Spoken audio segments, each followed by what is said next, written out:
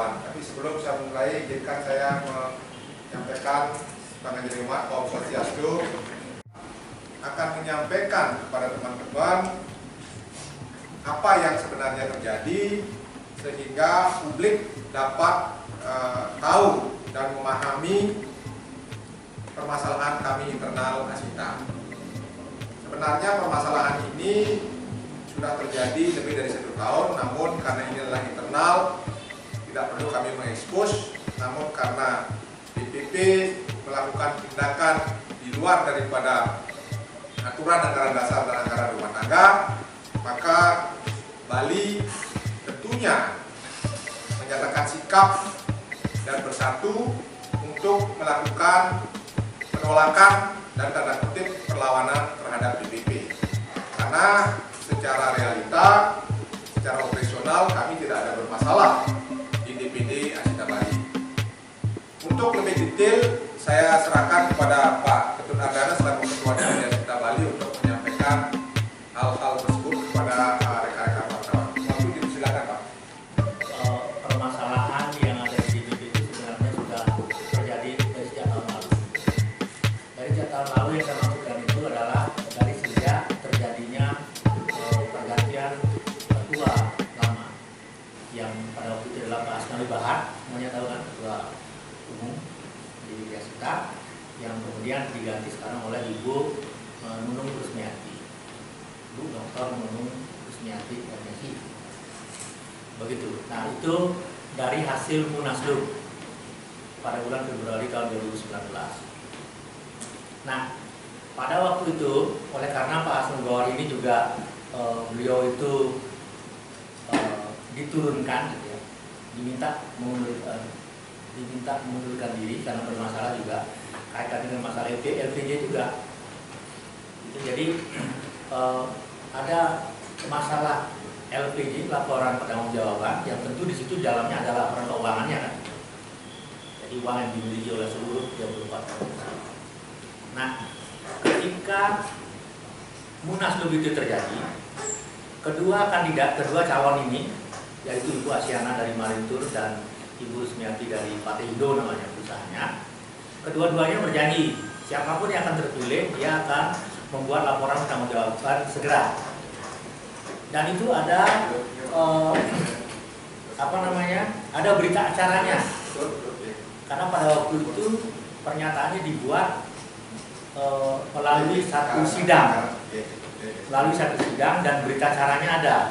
Kita menjadi seperti itu pernyataannya itu, bahwa dia akan siapapun terpilih akan membuat laporan pertanggungjawaban dalam waktu singkat. Nah, kemudian datanglah LPG, laporan pertanggungjawaban dari DPP yang pendek sekali. Jadi LPG yang kita inginkan itu kan sebenarnya dari tahun 2015 sampai 2019 yang kita inginkan, ya, karena kan LPG itu nggak boleh terputus ya, karena di situ ada laporan keuangan. Nah, betul-betul dia nyambung terus, ya. Nah, pada waktu itu laporannya hanya 2017 sampai 2018 saja kalau saya tidak salah. Nanti bisa cek sama kanan lagi. Nah, oleh karena laporan seperti itu, maka kita mempertanyakan, karena kita cek semuanya itu. Kita mempertanyakan karena laporan itu nggak benar. Resmi kita menanyakan dengan surat, dan itu tidak pernah dijawab dari bulan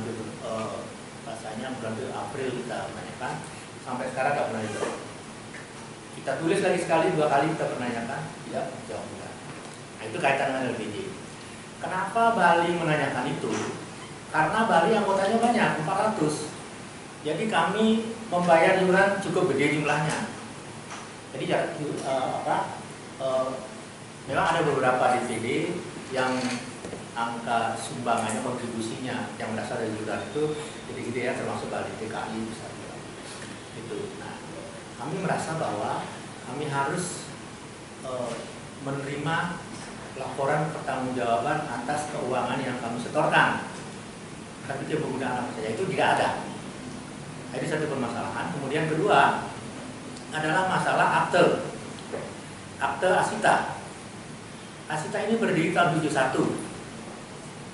Aktenya itu tahun 75. Tadi nomornya ada di presiden kan. Nah, kemudian semenjak kepengurusannya Ibu Rusmianti ini muncullah akte baru tahun 2016. Yang kita baru tahu itu tahun 2019 baru kita tahu. Padahal akte itu sudah dibikin tahun 2016.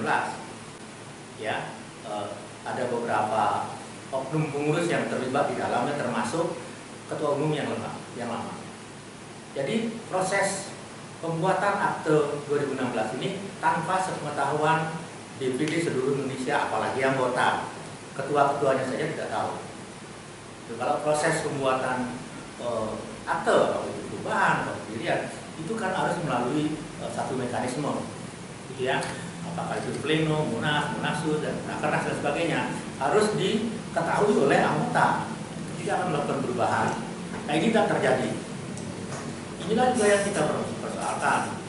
Karena di akte baru yang dibikin di 2016 itu sampai nama pendiri Asita tahun 71 itu tidak ada hilang.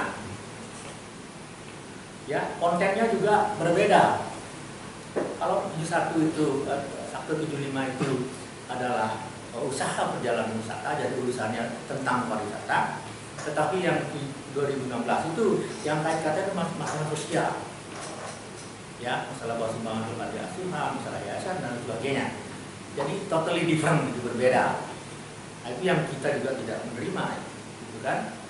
Nah, maka dari itu kita minta penjelasannya tentang akte itu pun tidak ada jawaban.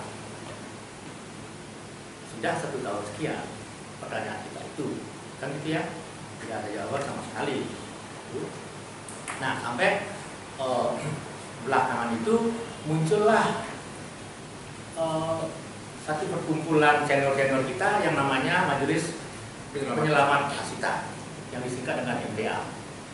Itu muncul 2019 juga ya, akhir atau awal lah. Itu, nah karena kami komunikasi kami rasakan tersumbat dengan DPP, tidak pernah mendapatkan jawaban, maka kami gabung dengan MPA. MPA itu terdiri dari senior-senior kita Asita yang sangat cinta, yang sangat sayang dengan Asita, yang ingin memperjuangkan menyelamatkan Asita ini. Mereka anggota Asita, mereka perusahaannya masih aktif-aktif semua. Itu, ya memang tidak ada di anggaran dasar disebutkan MPA, tentu tidak ada karena itu baru muncul dan dengan niat baik untuk memperbaiki ini. Kan gitu ya. Kami terpaksa bergabung ke situ untuk sama-sama berjuang memperbaiki ini. Gitu ya. Nah, tindakan kami di DPD ini justru itu yang menyebabkan akhirnya kami dipecat nih, berdua nih kami pecat nih. Perusahaannya Pak, itu KBA dipecat, saya dipecat, dikeluarin. Gitu ya. Ya itu. Nah, lanjut dengan pembukuan DPD Asita tadi dan juga menunjuk PLT. PLT-nya itu Pak Edi Sinyunto, ketua, sama Ketut Sudiarso, sekretaris.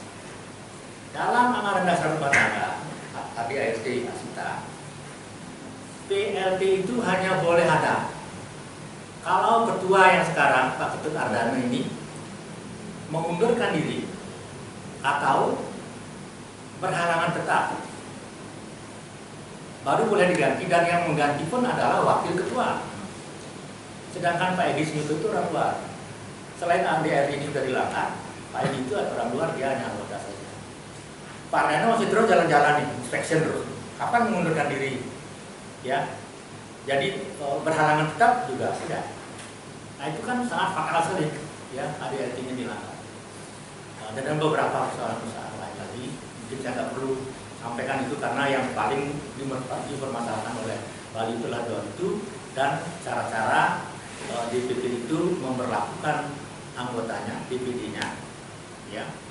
Apalagi kami ini, Pak Putu Winastra, saya dan banyak teman-teman lain adalah figur-figur pengusaha-pengusaha pariwisata yang cukup punya prestasi membangun pariwisata Bali ini. Dan seenaknya diobrak-abrik, dipecat dan lain sebagainya.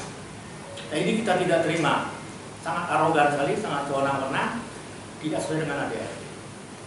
Nah itu yang saya bisa sampaikan, kira-kira garis besarnya. Nanti teman-teman yang masuk di pengetahuan tambahan, silakan. Kami, Pak Ketua dan saya, pada saat melakukan menaikkan surat kepada DPP, itu atas nama Ketua dan Sekretaris, dan juga Ketua Penasehat Pak Bagus Yudhibir. Tetapi yang datang, justru yang diberhentikan menjadi anggota Asita itu adalah perusahaan saya. Dan perusahaannya Pak Ketua. Jadi BSM Tour sama KBA Tours ini diberhentikan menjadi anggota Asita. Ini sangat lucu sekali. Padahal waktu itu kita bicara organisasi. Waktu itu kami berbicara organisasi dan kapasitas saya sebagai sekretaris, beliau sebagai ketua. Dan kalau anggota ini diberhentikan kan tentunya ada cacat, artinya ada pelanggaran, tidak membayar iuran atau mungkin menimbulkan hal yang tidak baik terhadap Asita organisasi itu sendiri. Tapi kan kami melakukan sesuatu justru untuk kebaikan Asita. Nah ini supaya tidak terjadi mispersepsi. Nah kemudian juga sebenarnya apa yang kami lakukan atas dasar surat-surat itu adalah semuanya melalui rapat pleno. Tidak ada keinginan Bapak Ketua sendiri ataupun saya berdua untuk menyusun surat dan melakukan itu kepada DPP. Tidak ada. Segala surat yang sifatnya penting untuk organisasi kami selalu melakukan rapat pleno dan kami dimandatkan sebagai ketua dan sekretaris untuk tanda tangan dan kami layangkan. Nah, jadi arogansi DPP di sana sangat kelihatan sekali. Kami sangat menyayangkan kalau misalnya PLT itu dilakukan, semestinya dalam tanda kutip ya, karena ini juga salah gitu. Tidak ada PLT, semestinya kan bukan orang Bali. Artinya bukan yang dari Bali. Karena di sini kan seolah-olah Bali ini dipecah. Jadi kami sebagai orang Bali, lahir di Bali, dan untuk pariwisata Bali ini diobok-obok oleh orang luar. Nah, sekarang saatnya kami sampaikan kepada seluruh anggota Asita Bali supaya bersatu dengan Asita Bali kepemimpinan Pak Ketut Ardana untuk bisa tetap tenang dan apapun akan kami lakukan demi persatuan Semeton Bali di BPW ini. Saya kira mungkin itu dari penting saya garis bawahi bahwa PLT itu sebenarnya tidak boleh ada karena saya tidak mengundurkan diri dan saya tidak berhalangan tetap. Tidak boleh. Itu tidak melanggar anggaran dasar dan anggaran rumah tangga. Itu saja sebenarnya. Sebenarnya kalau efek sih tidak ada apa-apa, ya, jadi efek tidak ada apa-apa. Tetapi secara organisasi kan kami punya tanggung jawab moral. Bali ini kan sebagai kontributor 90%, mungkin 95% dari anggota kami itu adalah inbound. Jadi apa yang terjadi di Indonesia ini kan kontribusinya dari Bali.